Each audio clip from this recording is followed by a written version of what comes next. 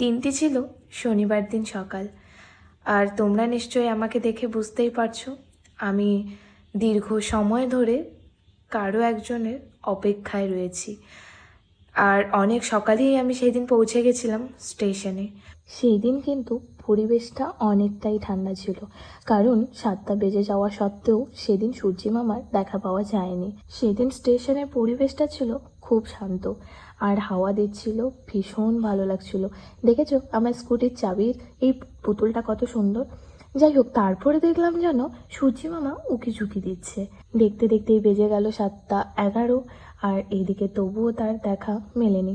তারপরে যেন কোনো একদিকে চোখ গেল, চোখ যাওয়ায় দেখি বলরামজির পতাকাটা উড়ছে। ভীষণ ভালো লাগছিল দেখতে, আর তোমাদেরকে জুম করে দেখাচ্ছিলাম ফোন থেকে। দেখেছো, এই হলো এক ভালো দিক আইফোনের। যাই হোক, তারপরে তো একটু খুশি খুশিই লাগছিল, কারণ এতক্ষণে আমার অপেক্ষার অবসান ঘটেছে।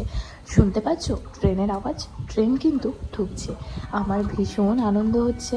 আমার ঘুম থেকে উঠতে সকালবেলা স্টেশনে আসতে একটু রাগ হচ্ছিল, কারণ ও আমাকে মিথ্যে বলেছিল। ও আমাকে বলেছিল আর একটা স্টেশন হলেই গঙ্গারামপুরে ঢুকে যাবে, কিন্তু তার আগেও ও আরেকটা স্টেশনে ছিল। যাই হোক, আমি কিন্তু ওকে দেখলে টাক টাক করে থাকতে পারি না। ওর মুখটা দেখলেই যেন আমার মনটাই শান্ত হয়ে যায়, জুড়িয়ে যায়। স্টেশনে ঢুকে গেছে, আর কিছুক্ষণ বাদেই আমাদের দুজনের দেখা মিলবে। আর ট্রেন কিন্তু ধরা দিয়েও দিয়েছে। কেউ ডাকছে বাবা, তো কেউ ডাকছে মা, তো কেউ ডাকছে দিদি, কেউ ডাকছে দাদা বলে।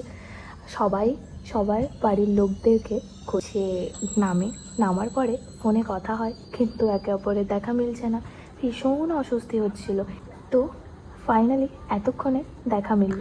প্রথমে তো খুঁজেই পাচ্ছিলাম না, তারপরে এক গাল হেসে বলল আমি আসছি বলে আমার কাছে এসে ধরা দিল। কার না ভালো লাগে বলো তো?